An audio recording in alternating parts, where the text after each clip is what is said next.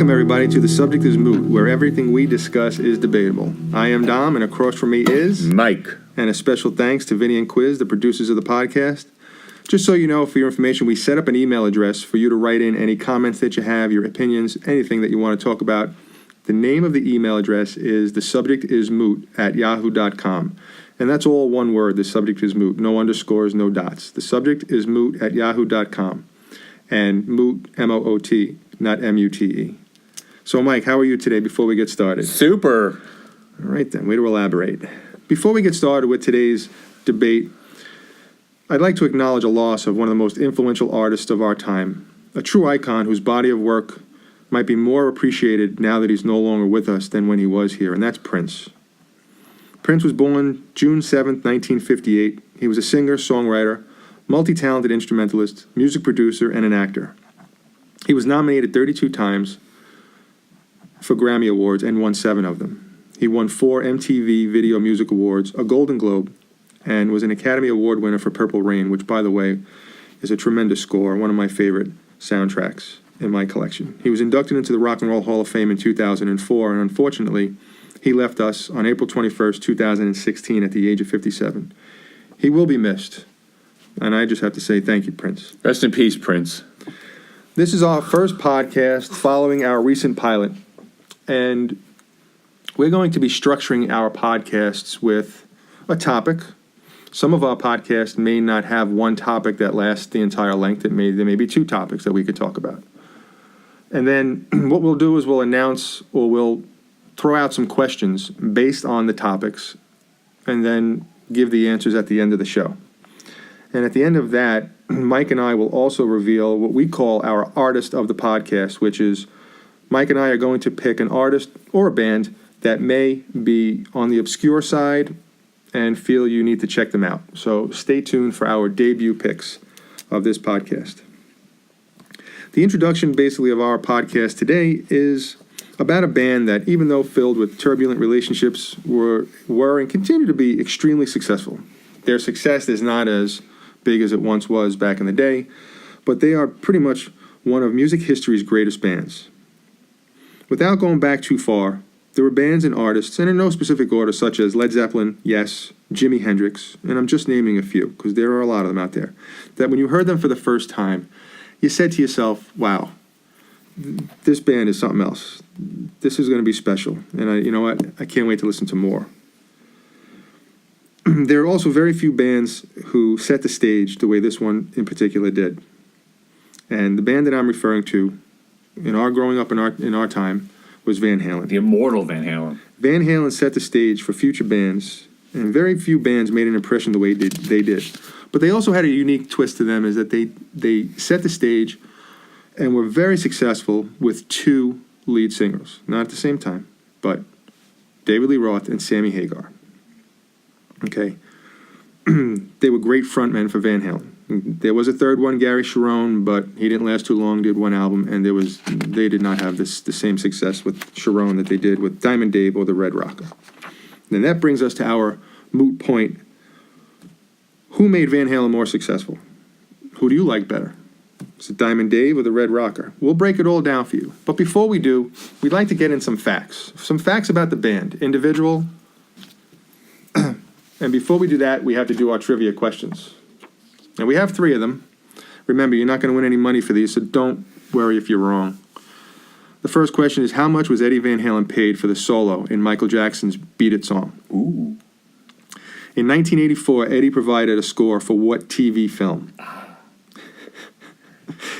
And what was the name of the kid, the character name of the kid wearing the glasses in that video, Hot for Teacher? Inquiring minds want to know. Well, stay tuned, then you'll find out. We will stay tuned, hopefully. All right, so anyway, the facts of Van Halen are, they were from Pasadena, California, and they consisted of multiple members of the band. Obviously, Eddie Van Halen and his brother Alex, Eddie on guitar, Alex on drums, David Lee Roth, lead singer Michael Anthony, the original bass player, Sammy Hagar, who replaced Roth, and Gary Cherone, who eventually replaced Sammy Hagar. And now their current bass player, Wolfgang Van Halen. Van Halen started in 1972, but when they first started, the band was called Genesis. And when they quickly learned that that name was taken. They switched it to Mammoth. But at that time, David Lee Roth was not in the band. It was from 72 till I think about 74, and Eddie Van Halen was singing lead vocals. Now, I've never heard any of those songs. And quite frankly, I think I'm glad. I think there's a reason for that. Alex on drums and Mark Stone on bass. David Lee Roth. Was Mark Stone the Pete Best of Van Halen? I think so. I think so. In 74 to 85, obviously, David Lee Roth comes in. David Lee Roth comes in because he had a PA system. And I guess they were renting out a PA system, so they wanted to bring in. I guess they wanted to save some money, right? Let's bring in David Lee Roth, because I think from the way I read it, and to tell you the truth, a lot of my, and I guess yours too as well, Mike, our opinions are based on interviews, stories we've heard from when we were little kids till now. When you watch interviews, I'd love to be a fly on the wall, because you'll hear Sammy say one thing, Eddie says another thing. Obviously, there's always three sides to a story. That's why I wish I was a fly on the wall, because we really don't know what's the truth. But anyway, David Lee Roth enters, and to tell you the truth, that's when it all started. All because of the PA. Music gods was smiling. Thank God. Music gods. David Lee Roth was the front man of frontmen. Yeah, he was. Everybody's band from that point forward wanted a David Lee Roth. So from the time frame of 74 to 85, it was a treat to have somebody like David Lee Roth. Now, he wasn't a vocalist. He was not a vocalist. He was not somebody who can get up there and belt out the high notes. Thank God for Michael Anthony. He was a front man. Anthony was a very flamboyant front man. And actually, they still pump in Michael Anthony's. That's a rumor. Yeah. They still pump in Michael Anthony's vocals to this day, because obviously Wolfgang can't do it. Not those high-pitched background vocals. No, and I heard that too. And I wouldn't doubt it. I wouldn't doubt it. It is, because you could still hear it. You can't mistake them. There's no mistake there. Obviously, personalities collide, and in 1985, Sammy Hagar comes in and plays with them till 1996. So from Enter the Red Rocker. 85 to 96, we're blessed with Sammy Hagar. Another solid. And this is where everybody gets into the debate. Well, who's better, right? And we're going to break it down. We're going to talk about it. And I know everybody out there probably already has their opinion. They're probably like saying, I like Roth. I like Hagar. But you know what? I'll tell you mine at the end. And I think it's actually pretty cool the way I look at it. And I know, Mike, you have a solid opinion yourself. David Lee Roth comes back in 1996, which I don't even know what happened. He came in and that was official. Exactly, it wasn't official. It's questionably official. He thought it was, but things fell through again. 1996 to 99, Gary Sharon takes over the lead vocals, which actually broke my heart, because I was upset that he left Extreme. But weren't they supposed to get back at that point? Extreme? Yeah, weren't they getting back at that point? I don't remember, but not when you get the opportunity to lead sing for Van Halen. No, not at all. But you know what? He was only there for a quick run, so one album. Blink of an eye, as compared to the other guys. Sammy Hagar comes back in 03 to 05, and I think in 05 they took a little break for a couple of years. Eddie's health issues, probably. Yep, probably. And from 07 to now, till the present time, they've basically been touring with David Lee Roth, and Wolfgang Van Halen replaced Michael Anthony on bass. In my opinion, it won't be long before the cycle repeats itself, and Hagar and Michael Anthony will be back. That I cannot wait for. I really hope that happens. I as well. Which is kind of, I think we're giving the folks out there a little insight as to who our favorites are, but wait till the end. Well, you know what, though? You'd be surprised. No, you'd be surprised. But to be honest with you, though, they're 61 years old. Yeah. Right? David and Alex. Oh, Alex is 63. Eddie's 61. I think Wolfgang is 25. Yeah. Sammy is 68. And the guy still rocks it out. That guy is unbelievable. Yep. His vocals, you hear him now, you still think he's Stones are still going. Yeah. They're in their 70s. Scorpions are in their late 60s and 70s too, believe it or not. But so some Van Halen accolades. The Recording Industry Association of America states basically that Van Halen is the 19th best-selling band in the U.S. They entered the Rock and Roll Hall of Fame in 2007, and what the shame of it is that it's the only two people who showed up for that acceptance was Sammy Hagar and Michael Anthony. Yeah. Unfortunately, I think Eddie was going through a rough patch, and I think Alex was there to kind of support him. So, Van Halen, they received 9. They were nominated basically 9 times for the American Music Awards. They won once in 1992 for Unlawful Carnal Knowledge, for favorite band, actually favorite heavy metal and hard rock album. They won a Grammy in 1992 for the same album, for best hard rock performance. And they won 4 MTV Video Music Awards, Jump and Right Now. Jump won for Best Stage Performance, and Right Now won for Video of the Year, Best Director, and Best Editing. So those are some pretty good accolades for their resume. Not too shabby. I kind of think they should have won some more. I don't know. Right. All their great hits? Most rock fans don't even acknowledge those awards. What can we say about Eddie Van Halen? I think he's considered one of the last guitar gods. All right, he's one of the greatest and most influential guitarists. He's had such a melodic style of unique sounds, harmonics, vibrato, tremolo picking. I don't. The Brown sound. I don't think anybody will ever. No other guitar player has a sound named after their sound, and people who know about Eddie, and they know it's the Brown sound. That's Eddie's sound. Rolling Stone ranked him number 8 out of 100 guitarists. That don't mean nothing. Yeah, it was a pretty sad list. I read it over. I didn't think that they were in the right order. Yeah. Guitar World actually ranked him number 1. That's better. Yeah. His dad was his biggest influence, but as far as, I guess, guitar players in the modern day, Eric Clapton was basically his only influence in the guitar world. And it's funny how him and his brother started learning piano before they played the instruments that they are famous for today. And then Alex actually played guitar and Eddie played drums, and then they switched. The old switcheroo. Yeah. So, I think at one point he was trying to or wanted to enter into the band Kiss, and I think Alex and Gene Simmons said, "Listen, why don't you just stay where you are?" And I think Gene wound up getting Vinnie Vincent. And pretty funny how great Eddie is. Never read music, or supposedly never read music. Never took a guitar lesson. Eddie was involved with a lot of projects outside of Van Halen. Obviously, his most famous one is Michael Jackson's Beat It. He worked with Brian May of Queen. He did instrumentals for the movie The Wildlife, and a couple other soundtrack songs there, Over the Top, Twister, and Lethal Weapon. So I would say Eddie Van Halen has quite the resume. Alex Van Halen, his brother, co-founder of VH. I heard he's an ordained minister. Did you hear that? No. That's interesting, though. It must have been a real wild time on the road. That Maybe he found God on the road. Maybe he did. David Lee Roth. Diamond Dave started back, I think, in the early 70s with a band called Red Ball Jets. Thank God for renting his PA system to Van Halen. He has 3 big albums, in a solo career after Van Halen: Skyscraper, Eat 'Em and Smile, and A Little Ain't Enough. He always surrounded himself with great guitar players. I guess after Eddie, you have to. Vi after that, and then even Jason Becker, before he got sick, was on A Little Ain't Enough. He knew what he was doing, Roth. That was a good compliment. Sammy Hagar, the Red Rocker, has been singing since the late 60s. Montrose probably being his major success before Van Halen. Solo stuff was up there too, but yeah, I know what you're saying. Solo albums, the I Can't Drive 55 and There's Only One Way to Rock, those 2 songs, tremendous. Gary Cherone was in Extreme, another great singer for Extreme. It may not have worked out for Van Halen, but you know what? Gary Cherone is a class act. I've always liked Gary Cherone. In the interviews that you've read with him, he never said anything bad about Van Halen, regardless of what happened. And you know what? Even if, look, things don't work out, he left, it's all good. And if you're a Van Halen fan, you owe it to yourself to listen to Extreme. Yeah, Extreme is more than words can say.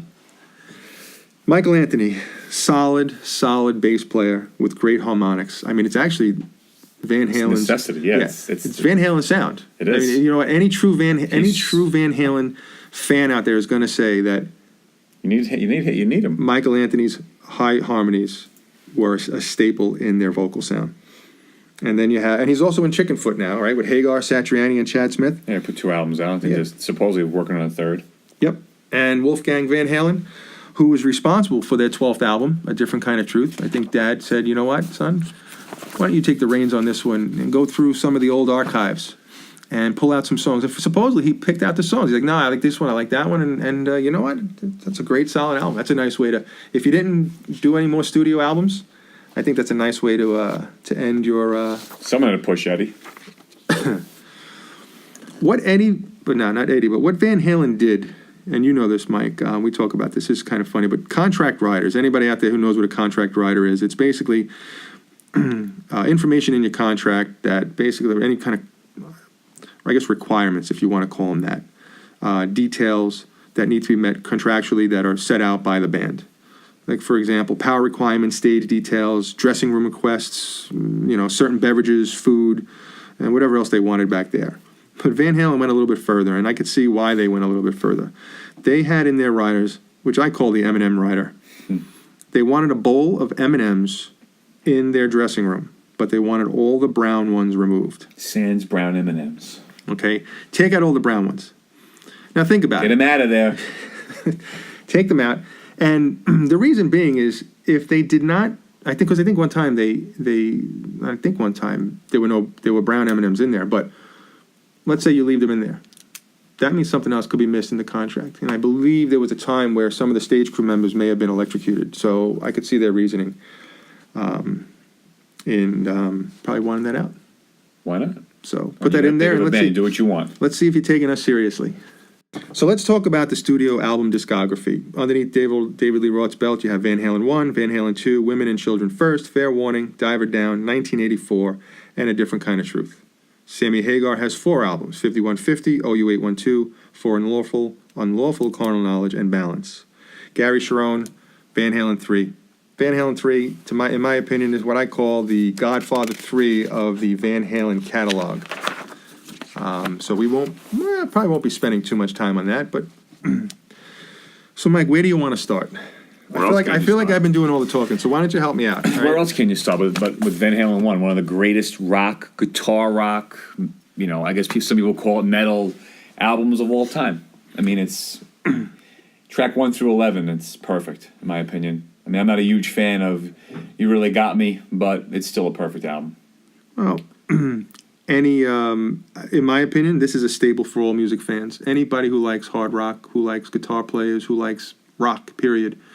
Maybe even if you don't like rock, even if you like classical music, you should have Van Halen 1 in your collection. Any music fan should have Van Halen 1 in their collection. Top to bottom. And you're right. Look, You Really Got Me was a cover song, but you have to realize, because we'll get into Diver Down 2, which had a lot more cover songs. Well, they were known for it. They were known to put their spin on a cover song, which is great. I mean, it's a great song. It's just, to me, I love that record so much. It's just that song for me personally wasn't my favorite, but we won't go on with that. But they probably made it more popular than the original. Probably. But they still take time. Covers still take time. I bet you they've probably written originals in a quicker amount of time than they did covers. Possibly. You still have to arrange it. You still have to, change the music around, make it your own. You have to make it your own. Van Halen-ize. This was probably considered, Van Halen when they first started was just considered just a big bar band. I don't think anybody took them seriously. But giving them a little bit of time, right, they really hit the pavement. Once people saw the live show, even in a smaller setting, I'm sure they blew everybody out the back door. This is their biggest selling album with 84. Van Halen 1 and 84, their 2 biggest selling albums. Rightfully so, I guess. And actually, I think 9 out of the 11 are on Guitar Hero. 9 out of 11 songs are on Guitar Hero. Wow. That's pretty unbelievable. Well, he is the Guitar Hero. So, what's your favorite song? Ain't Talking About Love. It's always one of my favorite songs ever, period, not just Van Halen. The opening guitar riff is just, from the first time I heard it, it made me a Van Halen fan. I mean, over anything else, even over Eruption, over these songs from '84. As soon as I heard that opening guitar riff, I was hooked. That hooks anybody. I gotta say though, I'm gonna go with Running with the Devil only because I just can't pick the same song you pick.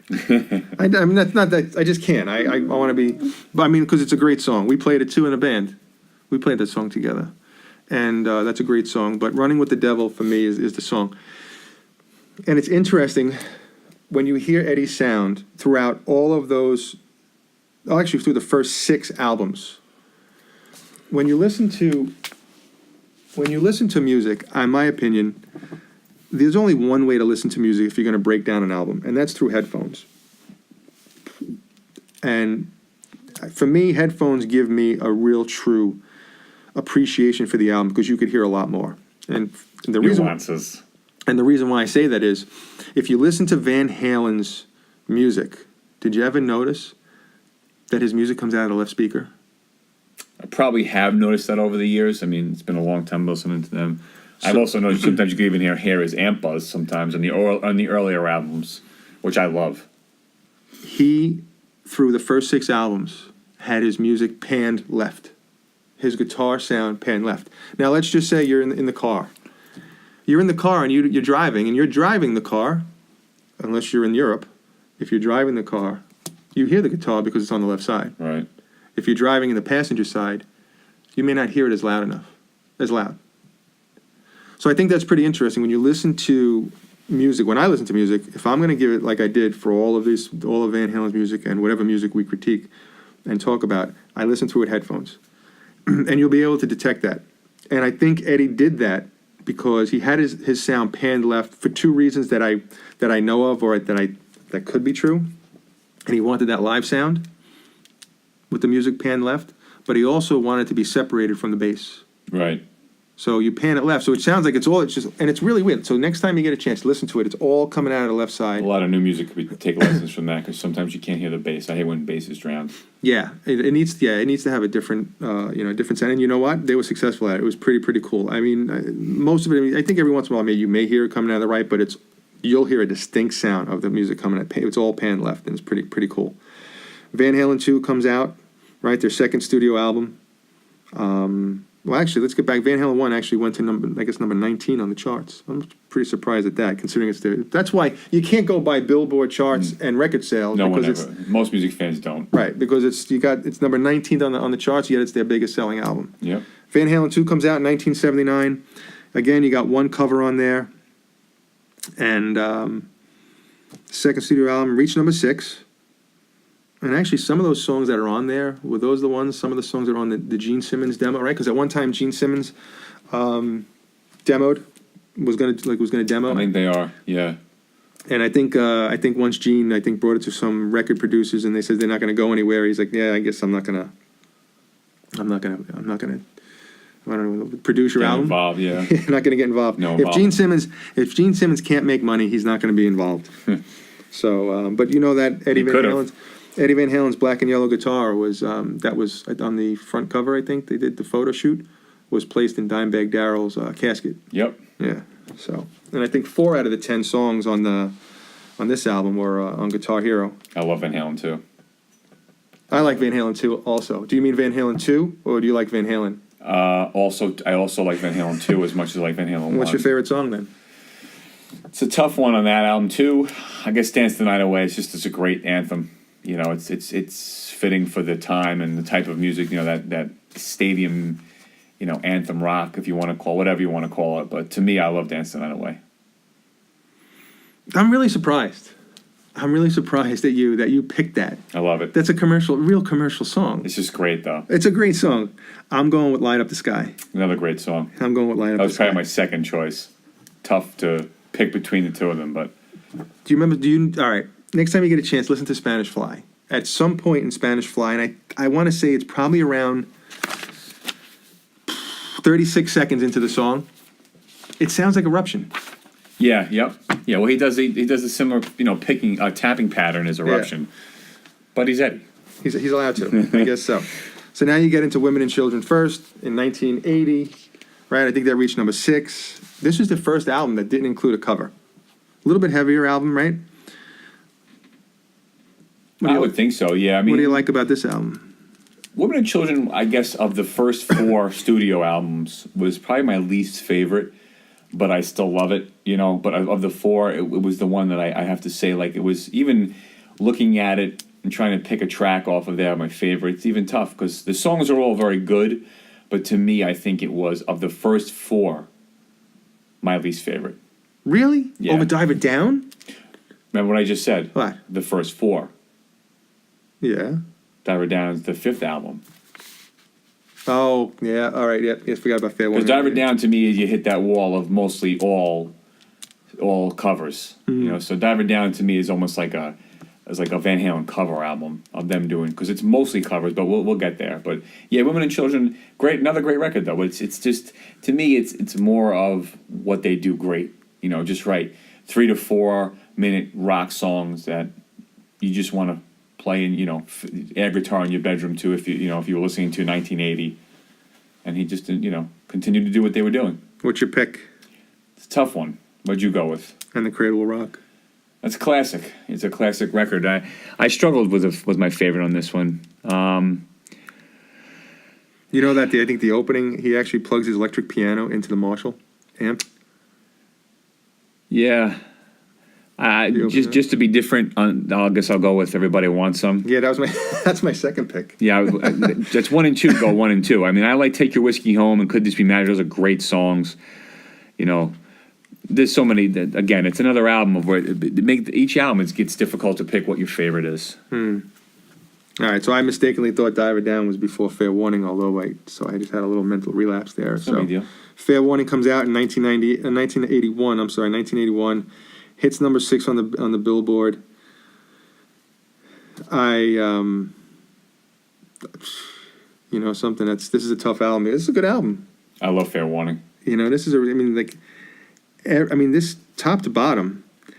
Sunday Afternoon in the Park instrumental does just. When you hear it, it doesn't sound like a Sunday afternoon. Or maybe there is a Sunday afternoon when it's really dark and it's raining. Yeah, maybe. But that's in Eddie's world. You know what? That's a tremendous instrumental. I absolutely love that song. It's all synth, I think. I love it. I love that whole song. I hope it's not your favorite. I can't pick an instrumental song as my favorite. It's Right. only a minute 59, and this is there's no guitar in it. This is actually kind of weird. You break down each of their albums with Roth, basically from Van Halen 1 to 1984. And do you know that I don't think there's any album that's longer than 33, 34 minutes? Well, that was the way to do things in that era too. They weren't Genesis or Yes. They weren't Rush. They weren't going to throw out an album with a 15-minute song. They were just like you said before, a bar band. They were a hard rock band. I wonder if that was the limitations of recording on vinyl.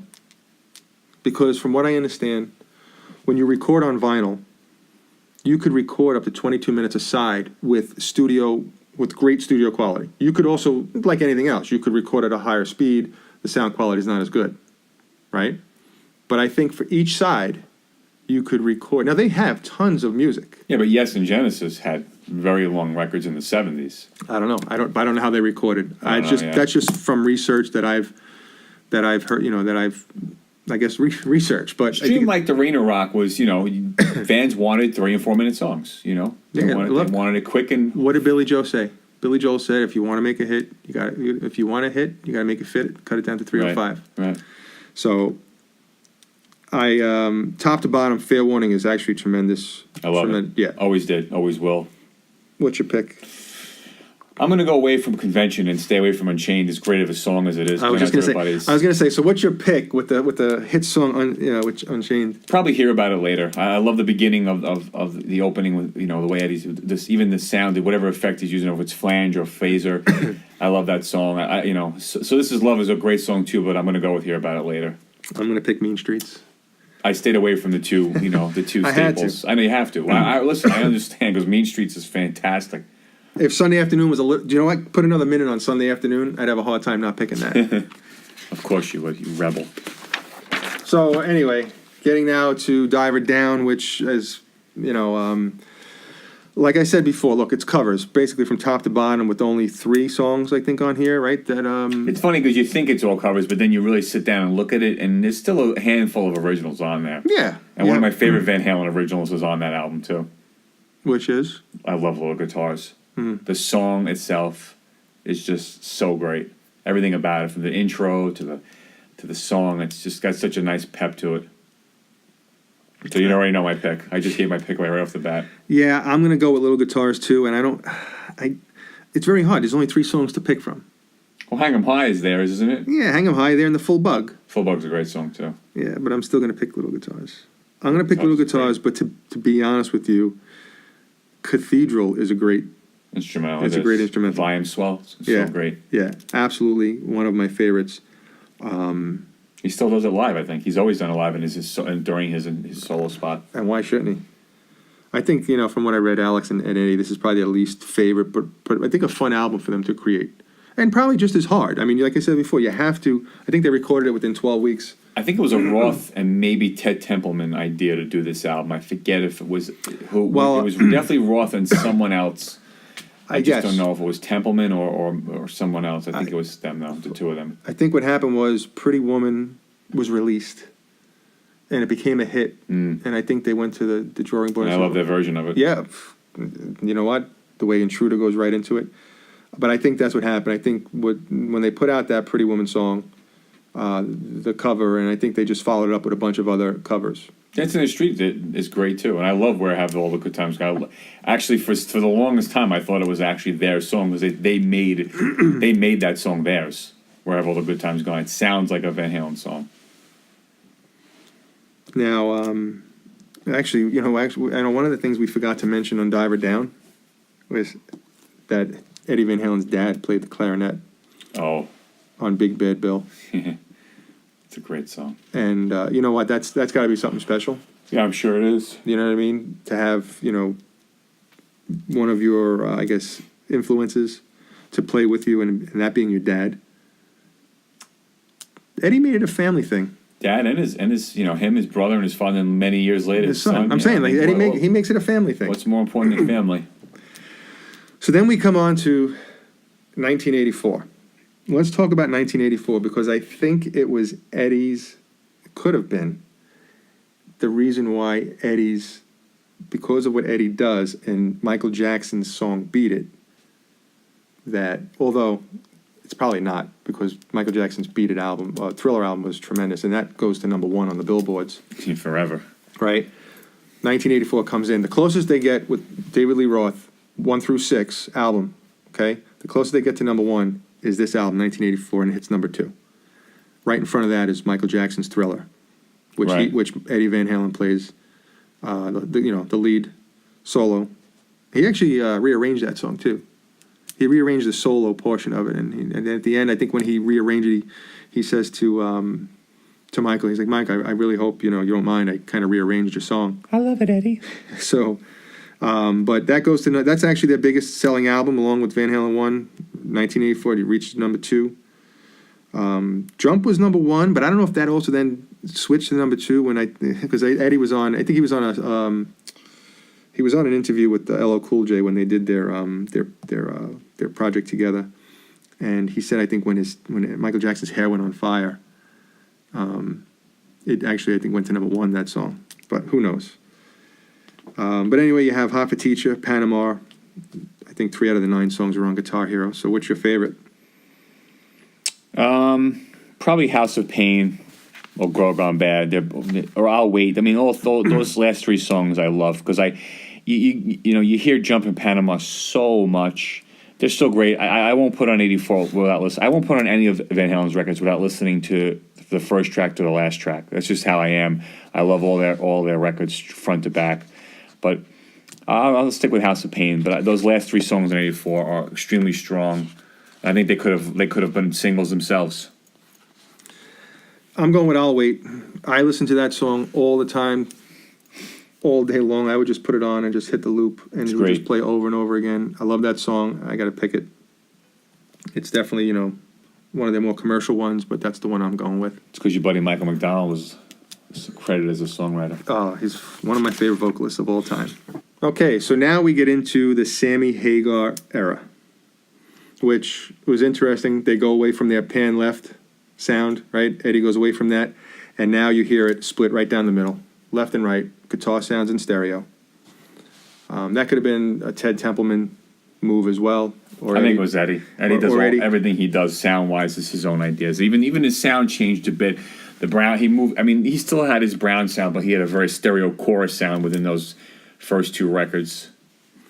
So, Sammy Hagar's first album, right? 5150, named after Eddie Van Halen's studio, which is also a law enforcement term in California for, I believe, mentally disturbed person. It's true.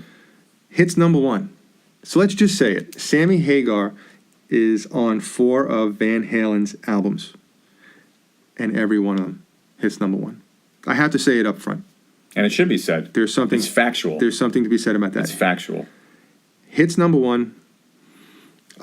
This was an album that they were considering replacing Roth with a bunch of people, and Hagar was the one. Yeah. It almost could have been a girl, though. Yeah. Female. Patty Smythe was Yep. heavily considered, apparently. I think this is what people started calling this group Van Hagar. Yep. What does that say, though? I mean, Hagar comes in, first shot, boom, number one.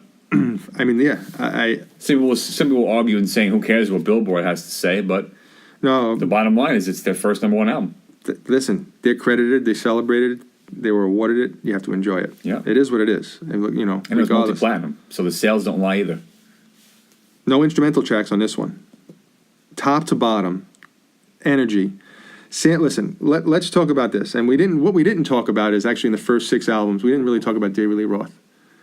All right, we really talked more about Eddie Van Halen. We'll talk, and when we do our closing arguments, we'll talk about, David Lee Roth and Sammy Hagar. But Sammy Hagar comes into this album with nothing but energy and vocals. Okay, in my opinion, you got Sammy Hagar, who is, and the reason why Mike and I are not talking about Sammy Hagar and David Lee Roth is we don't want you to try and guess who we're picking. Also, don't want to sway nobody. We're on the fence here. We're not trying to sell it. Exactly, we're on the fence. We have no skin in this game. Okay, so we don't want to persuade you either way. Is it Roth or Hagar? But he comes in with just non-stop energy. I think Eddie was revitalized too. I think Eddie felt like he broke from the chains of his complete disdain of Roth, and he was free to be himself. And Hagar is such a cool, easygoing guy. I'm sure their working relationship was nothing but great. I mean, listen to those 9 songs. They tell the tale right there.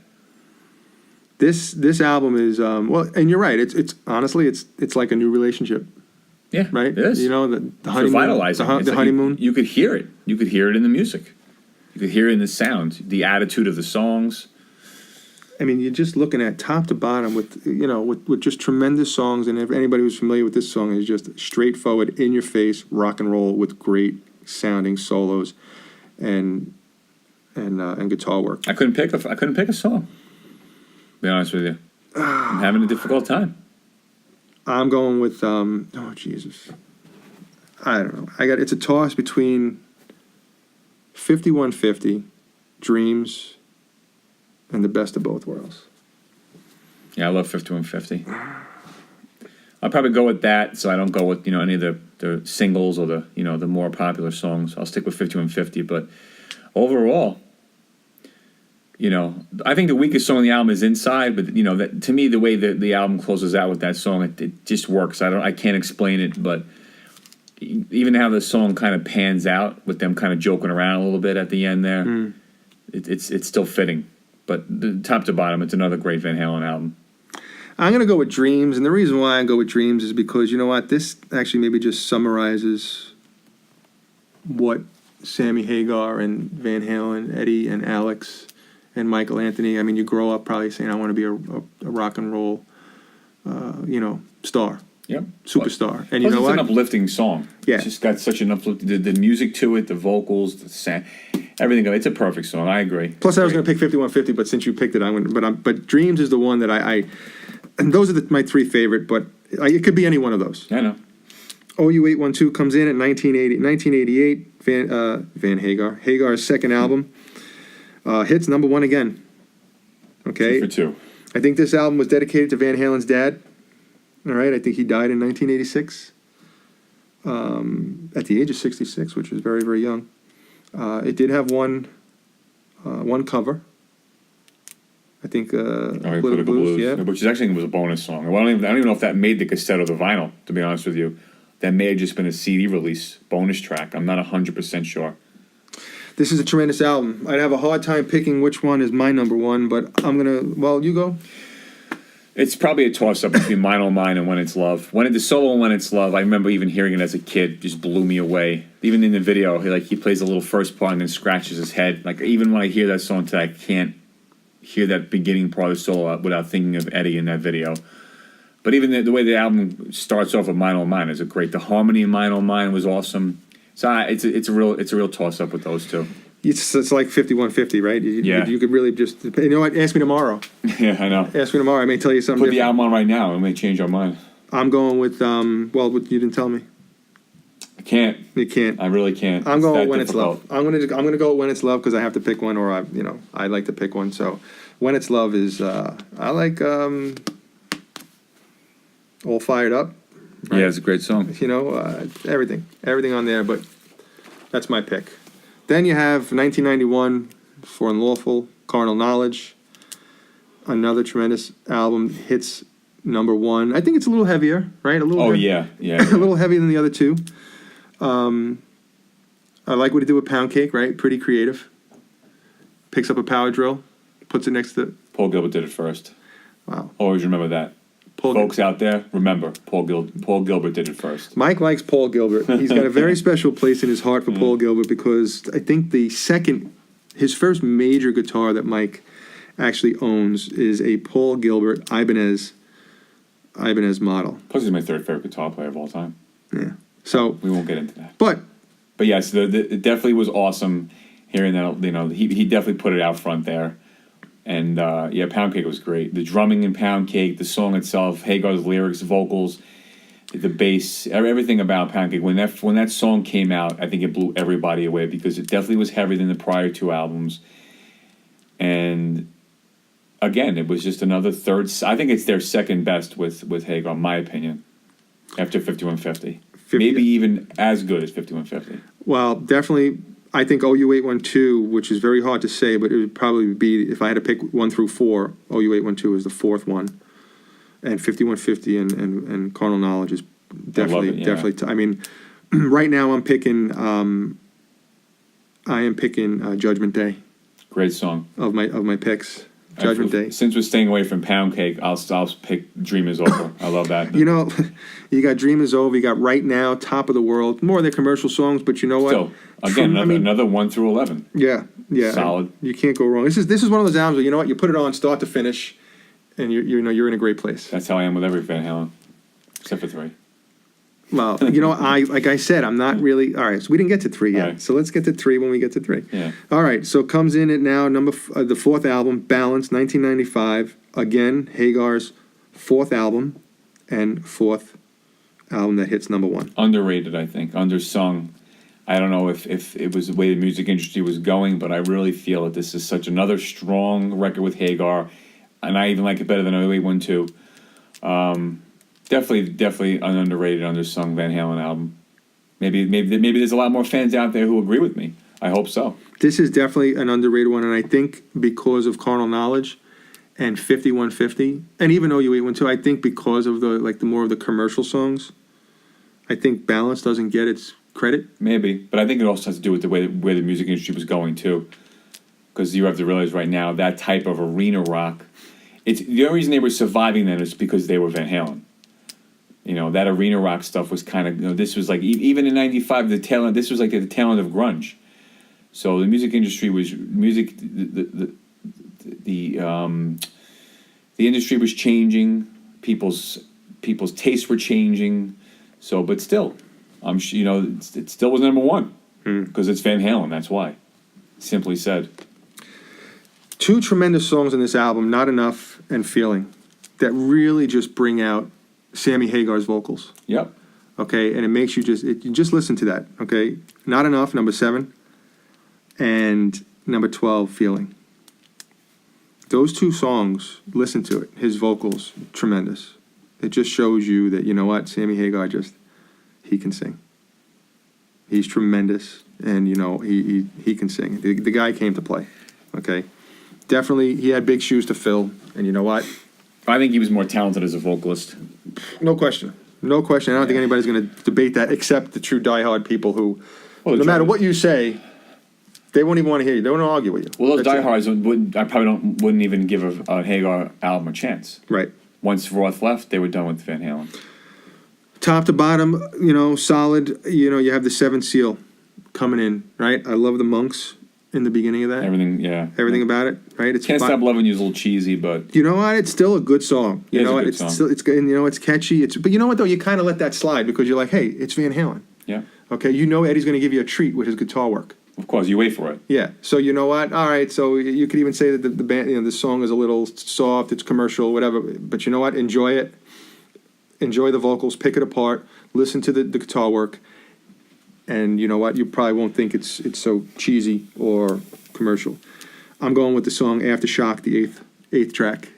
Yep, was one of my picks in there. I'll go with Feeling since you went with Aftershock, because Feeling is absolutely tremendous. But either way, I think they're both great. You know, and you just got to crank it. And I love the instrumental. Try saying it, but Baluchitherium. yeah, it's great. But Listen to it. Tell me as soon as you hear it. If I never told you, or if you never knew that Baluchitherium was an instrumental by Van Halen, wouldn't you think that it was maybe, if you had to guess on a multiple choice, would you think it was Joe Satriani? Doesn't it have a Joe Satriani feel? yeah, it does. It does. Sound-wise, yes, Yeah. it does. Tremendous. I mean, it's a tremendous song, and you know what I like about it is that it's 4 minutes. Yep. His other instrumentals, and as They were far in as- and out. Quick. 1, 2, 3, you're out. As far as instrumentals, I mean, Baluchitherium is up there for me. 316, I think, is my favorite. A Sunday Afternoon in the Park. Great. So, with that being said, you now have the 4 albums by Sammy Hagar, which brings us to probably our quickest point of the day. Van Halen 3. Mm-hmm. 1998, Gary Sharon comes in. Now let's move on. And thank you very much, everybody. You have a good week. And we're out. So I got to tell you, you know what? Look, it hits number 4, and this is funny because this hits number 4. This hits number 4 on the charts, but Van Halen 1 through 6. Well, forget about 84, right? Forget about number 6. 1 through 5 doesn't go past 6. Again, it's the name, bro. People going in for the name, and But they were already big after Van Halen 1. Like you would think maybe No, I'm saying by the it's still third album, Fair Warning, you know, yeah. or even Women and Children would have hit. They're Van Halen at that point.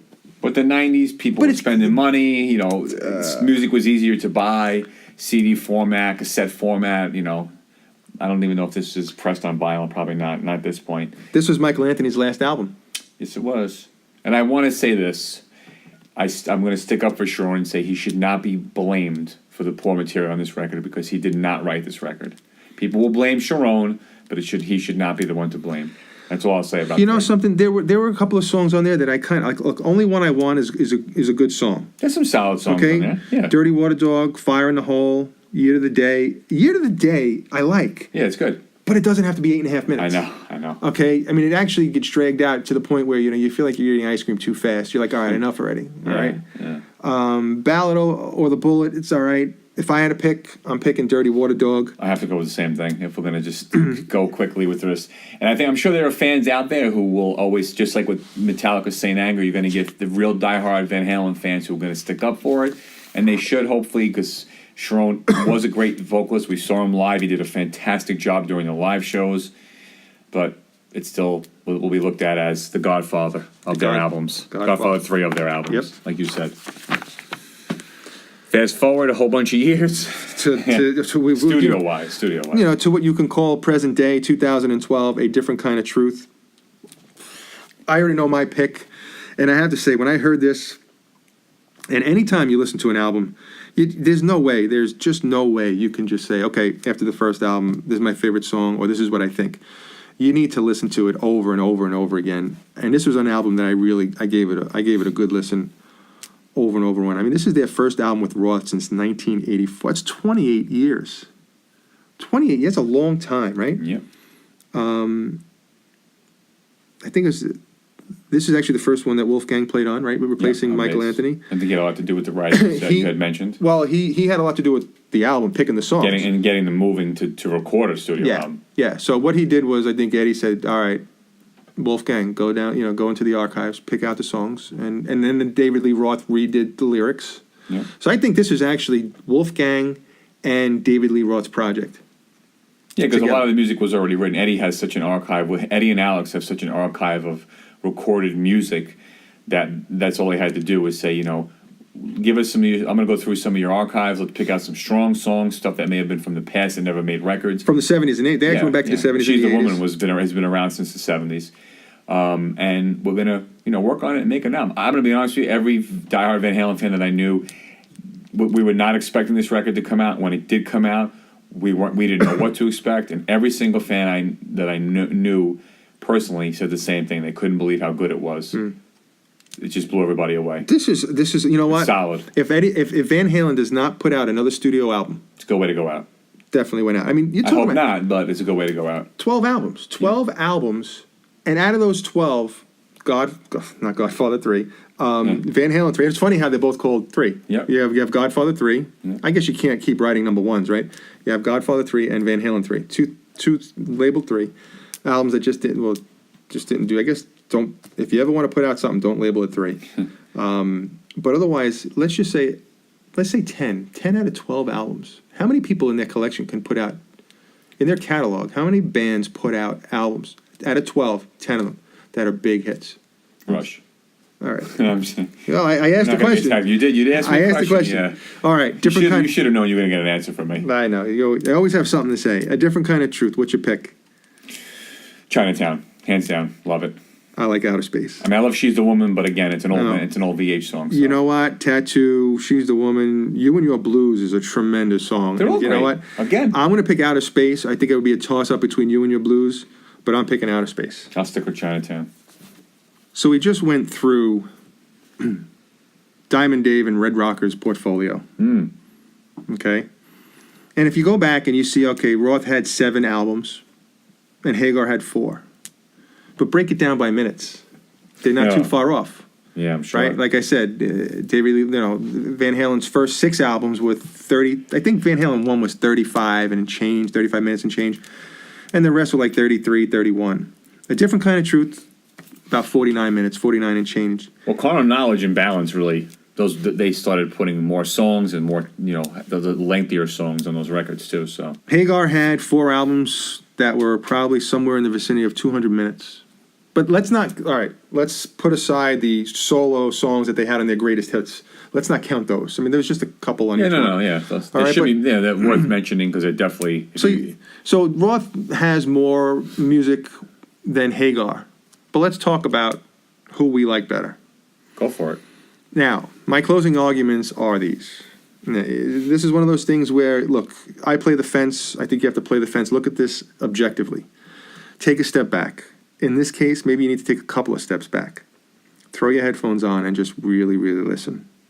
Okay, but I think the biggest question that I ask myself first, who is better, before I ask that is, I said, well, what if Sammy Hagar was the original singer? Because there's always that partiality that, if the first car you ever drove was a Mustang 5.0 back in the 80s, you're going to be partial to that car. And I think there's a partiality that some Roth fans just say, because I polled a lot of people. They say, who do you think, Roth or Hagar? And a lot of people were like, oh, no questions asked, it was Roth. And you know what? A lot of people said Sammy. I think if Sammy was in there first, hands down, I don't think anybody would ever even consider Roth. Just like maybe the Roth fans are not considering Sammy. It's very possible. I don't know. But I still think Van Halen, some people think Van Halen are 2 separate bands. But I never did. I always looked at Van Halen as, Van Halen is Van Halen, and I think partly because it was Eddie. For me, Eddie kept it together because of his guitar work. Definitely. Okay?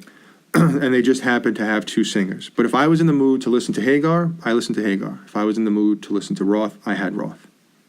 So when you have 11 out of the 12, 10 out of the 12, you got a lot to pick from. Okay? Let's get down to it. Dave was a performer. Okay? He had an element of style, swagger, charisma. But it was all about Dave. Okay? And it's funny because at the end of the video, Hot for Teacher, there was a caption at the end, and it said, David Lee Roth went on to be a game show host. But I kind of thought that was so fitting. Mm. You know what I mean? He's like Rox Liberace. He's got that car salesman smile. I like his interviews. He looks like a really nice guy. But put all that stuff aside, Van Halen had a great frontman for all those years. Yeah. But I always wondered, like, let's say you're on stage, and Wolfgang is on stage playing to Roth's right. What's going through his head? His dad basically grew up with David Lee Roth. I guess you could say Wolfgang is growing up with David Lee Roth. But, because he's growing up, Wolfgang. Probably more so with Hagar. But you know what's funny? I kind of figure, like, I kind of see myself, if I'm Wolfgang, and I'm on stage with David Lee Roth, I'm like, Dad, please, make this stop. Make him stop. Like, He kind of looks like he would be annoying on stage. And I think Eddie would probably look back to him and go, I've been trying for 40 years. Listen, don't get me wrong. David Lee Roth is absolutely tremendous, and Van Halen would not be where they are. I think I don't know where they would be, to be honest with you. Van Halen would be another great band if Hagar went in there. I don't know how big they would be if Hagar couldn't make Van Halen 1, 2, 84. That's maybe the thing. 84, maybe. So I think you kind of have to credit Roth obviously for the first half, and you credit Hagar for the second half. But what I like about Sammy was a performer who could sing. Okay, they were both performers. Songwriter, singer. But this is my closing argument. You ready? I'm just adding for yourself. But Sammy was a performer. Roth was a performer. Sammy could sing. He could write songs. He could play guitar. But what I like about Sammy is that he comes out there and it's no BS. He comes out there and he just sings. He plays for the fans. Dave plays for Dave. Sammy plays for his fans. And that's the way I feel. Was Dave really anything before Van Halen? Was he anything after Van Halen? Forget the solo For a short album. time he was. All right. Short. Eat 'em and Smile, Skyscraper. Okay. Pretty much that's it. I mean, Exactly. even when What He Call came out, But what was it? What did he do? He was in some burlesque show, and he was an EMT. Which, don't get me wrong, he paid the bills. Wasn't he an EMT? Mm-hmm. Right, respectable job. I have nothing against them. But what was he before and after Van Halen? Can he survive without Eddie? No, I don't think he can. Whereas Sammy Hagar can. And if it wasn't for his PA system, where would he be? Okay, so, but again, the chemistry between Dave is immeasurable. If you look at Dave's resume, the closest they got to number one was with 1984. Sammy, lead singer of Montrose, successful solo career before, after with Chickenfoot. His 4 albums with Van Halen are number one. And I think because of Sammy Hagar's vocals, his range, his songwriting ability, and the way he don't get me wrong, David Lee Roth goes out there and he gives it 150%. No questions. Sammy Hagar goes a little bit further. So my pick ratio is 51 to 50 in favor of Sammy Hagar. It's very close. And if you ask me tomorrow, I'm still going to pick 51 to 50 Sammy Hagar. So now, Mike, I ask you. I'm going to go with the same answer I've always gone with. I can't pick one. Oh, man. I sat through all this to hear that? Yep. And I'm going to tell you why. Oh, please do. Yeah, you have to. You have Edward to. has given us 2 great eras, 2 great frontmen, countless records. And I'll just reiterate what you said because I completely agree with you. That really sums up my whole argument. When you're in the mood for Roth, you put Roth on. When you're in the mood for Hagar, you put Hagar on. And I can't say that I like one particular era better than the other because to me, they're both great. And I know it's taken the easy way out somewhat, but I think there are a lot more people out there who feel the same way. That they love both sides of it, and you're always gonna have your fans who are split. I love your argument, and I think Hagar is more talented, of a musician, of a songwriter, hands down. I mean, and don't get me wrong, Eat 'Em and Smile and Skyscraper are 2 of my favorite records of all time. But would they be without Steve Vai? I was going to say that's because Steve Vai's on there. Right. So and Shane well, I'm forgetting the drummer's name. I shouldn't. He's a great drummer. Greg Bissonette. Yeah. But still, I have to say that I just can't say I can't pick one because I love both eras equally. 50-50 down the line. 50-50. Well, 50-50. Look, there you have it. All right, there's Mike's answer. There's my answer. And you know what? I've asked a ton of people. And to tell you the truth, it's a 50-50 split. None of them told me they like both. Although, actually, my cousin did. My cousin says he liked both. He says he kind of learned rock and roll with Roth. And Hagar, I actually forgot what his second part of the answer was, but it was kind of cool. And but he said he liked them both. So there you have it. I know everybody out there has got their own opinion. And to tell you the truth, we'd love to hear them. So if you ever want to write in, thesubjectismoot@yahoo.com. Again, all one word, no underscores. The subject is moot@yahoo.com. So the trivia questions There were three questions. How much was Eddie Van Halen paid for the solo in Michael Jackson's Beat It song? In 1984, he provided the score for what TV film? And what was the character name of the kid with glasses in the Hot for Teacher video? So, Mike, Eddie Van Halen didn't take any money. Zippo. Zero. Zero money. He said, you know what? Pro bono. It was 20 minutes of my time. They called him up. You know, Quincy Jones calls him up, says, would you do a video? Of course. When Quincy calls, You answer. you answer, bro. And you know what? He didn't get paid a dime. And you know what? I'd stand up of Eddie. You know what? That's stand Sure up. is. Because people today were like, where's my cut? They wouldn't even say when. They would just say how much. Hey, can you do me a favor? How much are you going to give me? Before they even know what the question Yep. is. And Eddie Van Halen does it for nothing. Eddie made his money. It doesn't matter. But you know, I think that's very stand up of Eddie. Sure, especially at the time. In 1984, the TV film, right? He provides a score. What was the name of that? I forget. The Seduction Of Gina. Gina, right. Seduction of Gina. Seduction of Gina. And that famous video, okay, which was actually, I think it was protested and banned. That famous video, what was the name of the character? Where's Waldo? Was Waldo. That was his name. Yeah. It was, I think, the Parents Music Resource Center protested that song, which in 2009, I think it was labeled VH1's 36 best hard rock song of all time. Hot for Teacher. What an accolade. But you know what? If you look at that now, I mean, it's this girl dancing in a bikini. It's nothing compared to some of the rap videos that Exactly. came out in the 90s and 2000s. That girl in the blue bikini was not even, she wasn't even hanging out or anything. She was Yep. just a video of her walking down It's all about the time. Exactly. Back in the day. So there you have it. Those are your three answers. Again, you didn't win anything. I'm sorry. But I hope you enjoyed them. We would give you the subject is mood shirts, but we haven't had them made up yet. We don't Keep have listening and we'll have them. Exactly. You can make that possible one day. Yeah.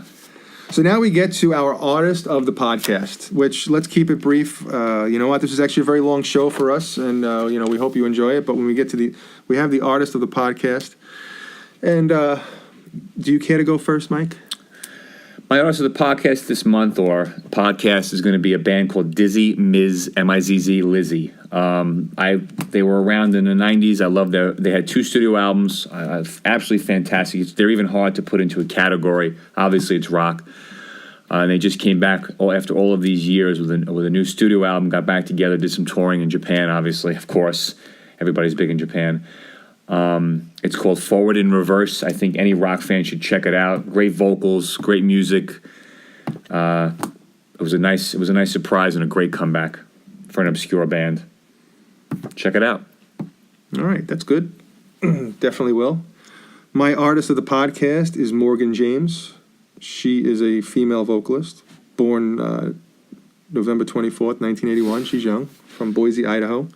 She's absolutely beautiful. She's got such a voice. She's a soul and jazz singer-songwriter with tremendous range. She went to Juilliard in New York City. At the age of 18, she studied opera. She earned her bachelor's of music and voice in 2003. She's an actress who appeared in a number of Broadway plays, Motown the Musical, Godspell, The Addams Family. She's got 3 albums, Morgan James Live in 2012, studio album called Hunter in 2014, which has 3 covers, one by Prince, which is his song Call My Name, one by one of your favorite bands growing up, Hall & Oates, She's Gone. Great song. She also covers Bruce Springsteen's Dancing in the Dark, and she did all of her vocals, background, harmonies, everything. Check her out on YouTube. She also has YouTube Sessions. That's another album, studio albums, 5 songs, 5 covers in 2015. When you go to YouTube, type in Postmodern Jukebox. Postmodern Jukebox, she did a song, which is Meghan Trainor's song, All About That Bass. When you get to it, and it's a video with, there's like almost 10 people in the video. And they're playing trombone, bass, drums, piano, sax. Watch the video. In about 1 minute and 40 seconds, Morgan James comes in. She's the girl on the right, blonde hair. She comes in. The band stops playing. As the band stops playing, the bass player slides on a note, and she hits a note as the band stops, and it just reminds me of the Red Sea parting. And her vocals are just tremendous. Check her out on YouTube. She's got a ton of covers. I mean, she covers Alone by Heart, Come Together, Mariah Carey. Really, really great singer. You'll get hooked. I was on YouTube, and before you know, like an hour later went by, and all I was watching was her videos. So, Well, actually, my pick. I was really unprepared. well, I'm just telling Wow. you. You know what? Check her out. She really is fun. I would love to go see I her have live. no history of my band. next podcast, I'm gonna have to be more prepared. Well, then maybe I'll offset that by this long-winded one. Yeah. Morgan James, check her out. She's phenomenal. You'll enjoy her. But anyway, that's the pretty much the wrap up of our show. The subject is moot about Van Halen, Sammy Hagar, and David Lee Roth. You got my pick, Mike's pick. What's yours? Write into the subject is moot. Yeah, give us some picks. The subject is moot at yahoo.com. And if you want to hear about a topic, you know what? Write in, let us know, and we'll talk about it. Yep. Thank you very much. We're out. Take it easy.